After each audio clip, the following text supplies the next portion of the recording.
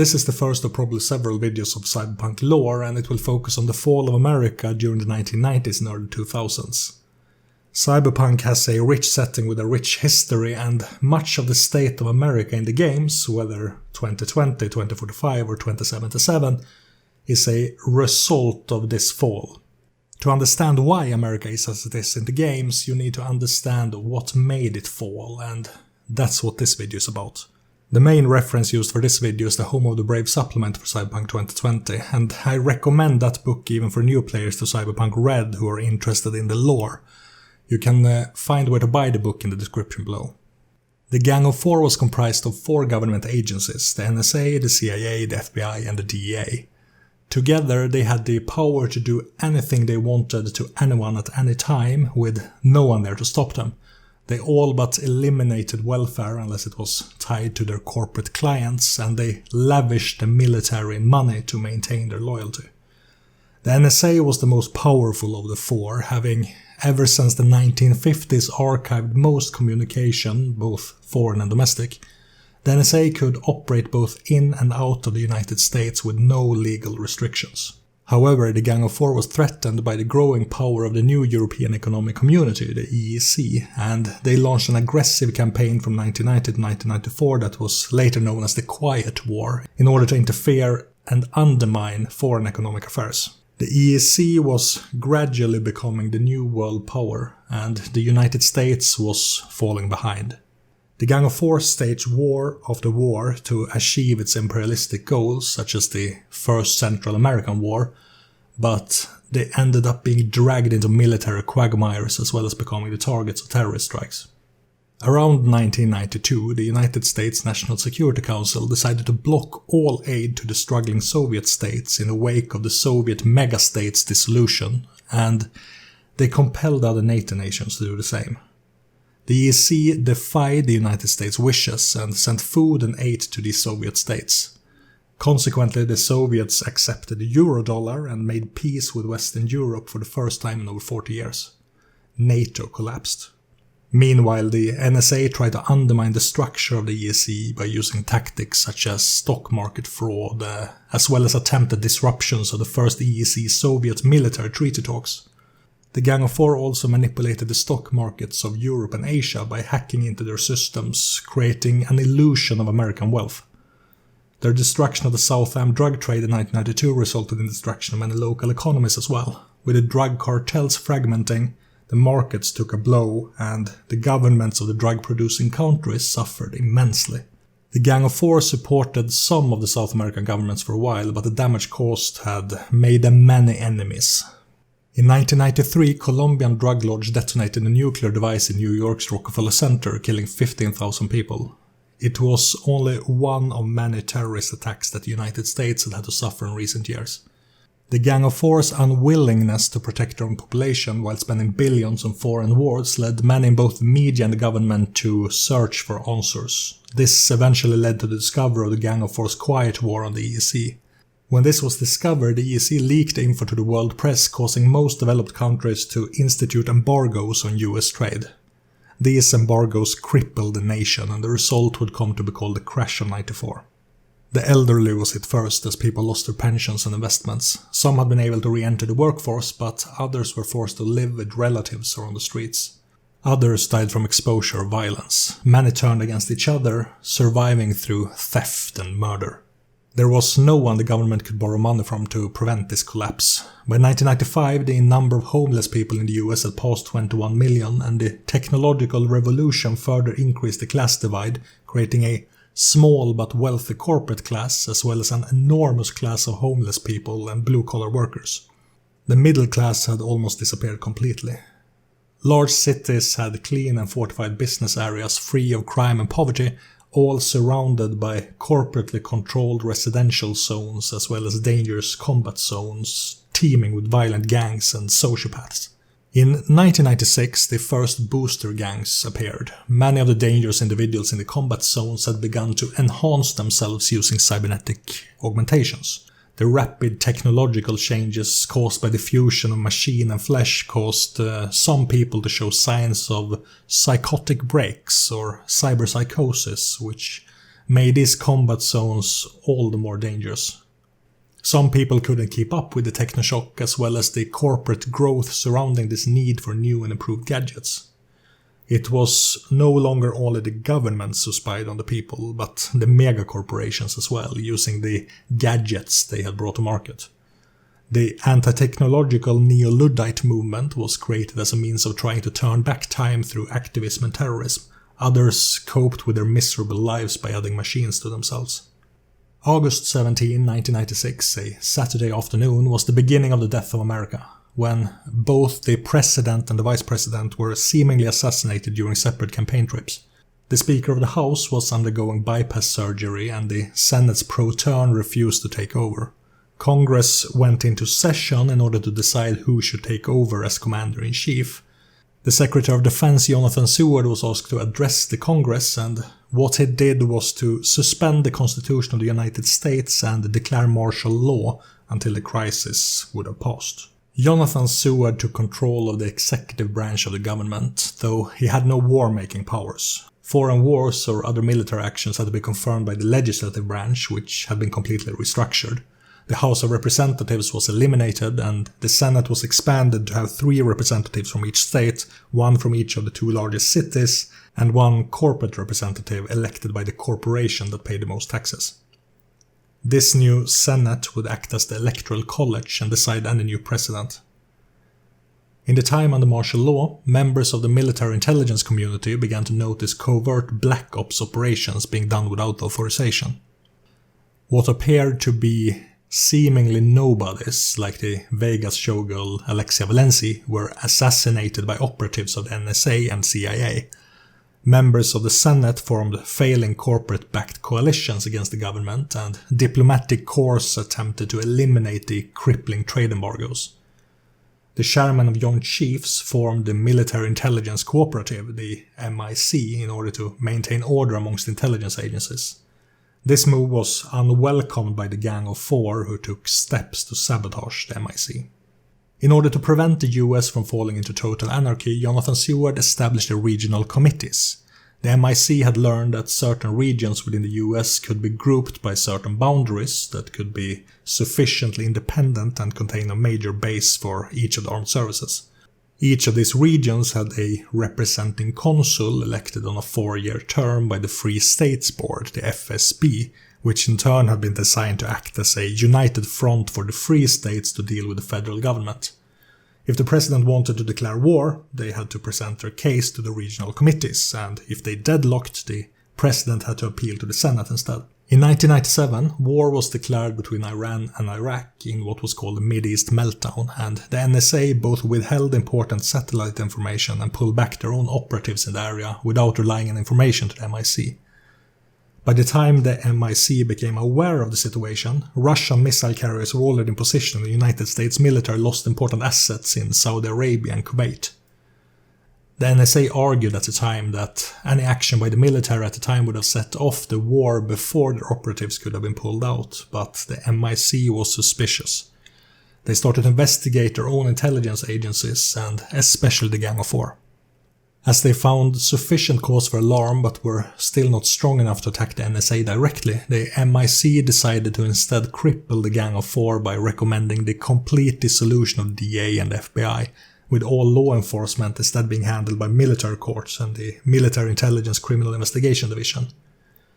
Jonathan Seward didn't immediately heed the MIC's recommendation, though, as he knew that he needed the military in order to combat the Gang of Four, and they were busy quelling protests and riots around the country. What he did was to institute a federal weapons statute in order to allow weaponry to be openly carried for the protection of self and property, which would help to cut down on rioting and free up the military to be used against the Gang of Four. During this troubling time, Earth's biomes had been despoiled by corporate greed and short-sighted policies, with acid rains and droughts making it harder to grow crops and keep the soil fertile. These environmental effects culminated in 1998's Dust Bowl of the Midwest, where many towns were abandoned as local farms, businesses and banks collapsed in the wake of unending droughts and famine. Powerful agricorps swept in to buy up remaining farms, which meant that some could be kept in operation, but most businesses fled America in favor of Asia and Africa. The nation's center was practically hollowed out, with many more people becoming homeless or being forced to migrate. The open freeways became new battlegrounds for nomads and booster gangs. As the medical system was already overtaxed, America wasn't prepared for a series of plagues that would sweep across the planet in the late 1990s. One of the worst was the wasting plague of 1999.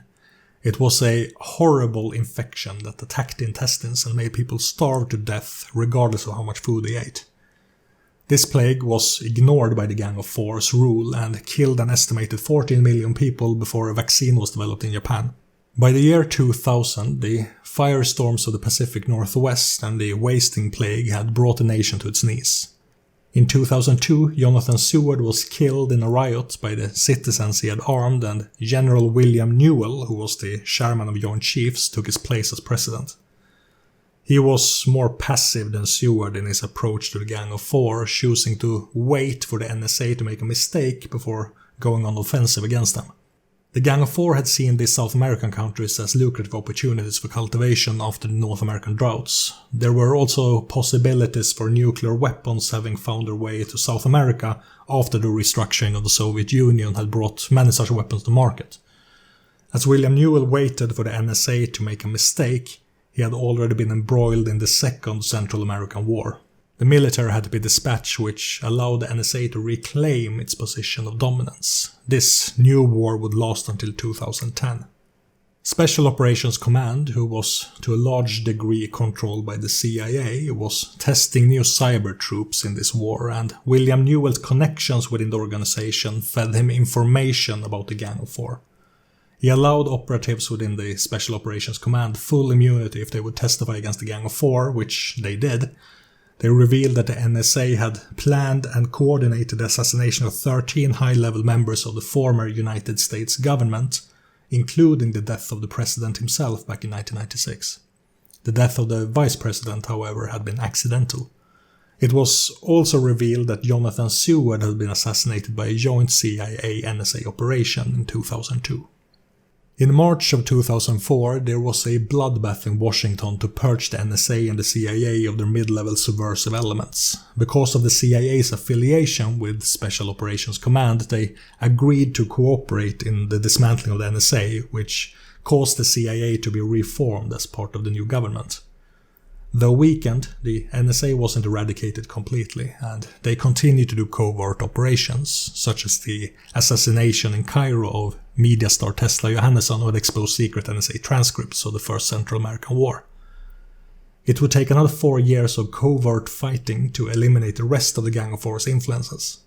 While the new intelligence agencies were more unified than before, the eradication of the Gang of Four caused irreparable damage to the American intelligence community as a whole. Life in America during martial law had been one of the bloodiest periods in human history, with more than 100 million Americans dying in only 15 years. They died from violence, pestilence, and starvation. This could have been avoided had the forces at play paid attention to the people and had the individual states cooperated with each other. On November 7 of 2008, 12 years after the declaration of martial law, the first free elections were held in America, and there was a relatively calm transition to a new federal Senate. In a final blow to the Gang of Four, the states surrounding DC had blockaded all traffic so that the military could sweep up the known elements of the gang. However, several free states took advantage of the chaos in Washington to succeed from the nation. But without the support of the federal government, more death and chaos ensued. State militaries rose up and a unified nation was no more. The new state armies would be willing to cooperate with the American military government in terms of law enforcement and other military actions if it directly concerned the state itself. With the succession of several states, states' rights had a massive upsurge as a whole, and this became the new status quo leading into the 2020s. In other words, while there was a return to civilian government, it had been hamstrung by the state governments. The federal government was still powerful, but it was narrower in how it could apply that power. America was changed after losing 100 million people in the collapse. A third of these deaths were parents, half of which were single parents. About 30 million children were orphaned in the space of 18 months. 10 million of these children couldn't support themselves and died. Another 10 million were killed trying to survive under martial law. The remaining 10 million were surviving in a collapsed society but had no support, no parenting and no education. The violence throughout the martial law period added another 10 million children to this number. By 2020, 11% of the American population had grown up this way, without anyone to care for them, and they eventually reproduced and raised a new generation of nomads and street kids. In total, about 65% of the American population lived in squalid misery. 10% lived in poverty, 15% could be considered middle class, and the remaining 10% had wealth. In contrast to the millions of people living in squalor, some of the wealthiest children were raised in corporate meta-families that supervised and disciplined them throughout their upbringing.